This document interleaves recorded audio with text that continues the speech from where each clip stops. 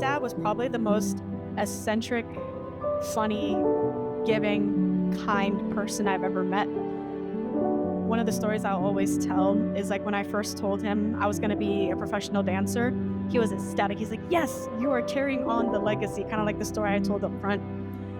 And he would work until like 11:30, 12 a.m. most nights. And I said, Dad, we have to film this by tomorrow. He's like, no problem. No matter what time it was, we would literally be filming tapes for auditions at 2 a.m. He never once complained, and he was so supportive. And I'm incredibly lucky to have him as a dad.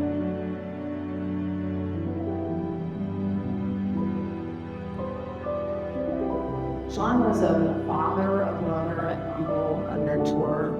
He was a dancer, and he was a fan. He was survived by his daughter, Mikiko, his brother, Aaron, his sister, Erin, and Holly. Rico shared a podcast with me the other day that was really amazing. It was hosted by Sherry Lewis. It was called Bluebells Forever. It was in 2021, and Sean took part in that podcast. And I learned a lot about him that day. I learned about how he started dancing when he was 41, and he was 6'2". He was a gorgeous man.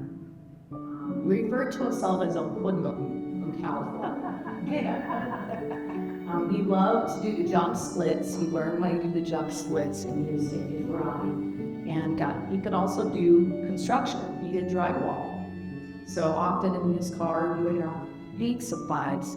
So there was a funny story about the back of his truck, that he would do backflips off the back of his truck and impress his coworkers that were paying him. Sean lived a very well life.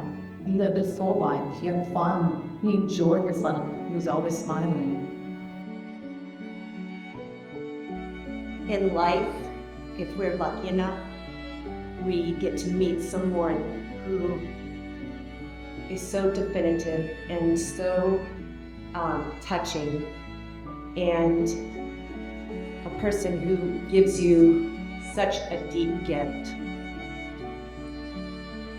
When I met Sean in 1989, I worked in the line at the Lido at the Stardust Hotel. I think I was 20 years old, and he was dancing with Pamela, and that was my defining moment in my life. I always stayed in touch with Sean through Facebook Messenger, and one thing that connected us very deeply later in life was his daughter, Luca. Sean just lit up talking about you.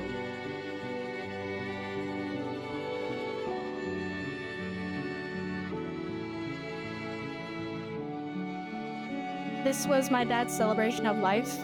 I made it a point to make sure that it was a time of joy. Of course, there's going to be grief and sadness, but knowing my dad, I knew he would want it to be a party.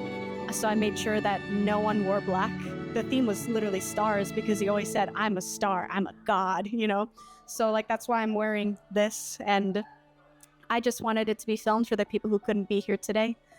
And I also just wanted to have this so I can show my future kids what their grandpa was like, and just to continue the story.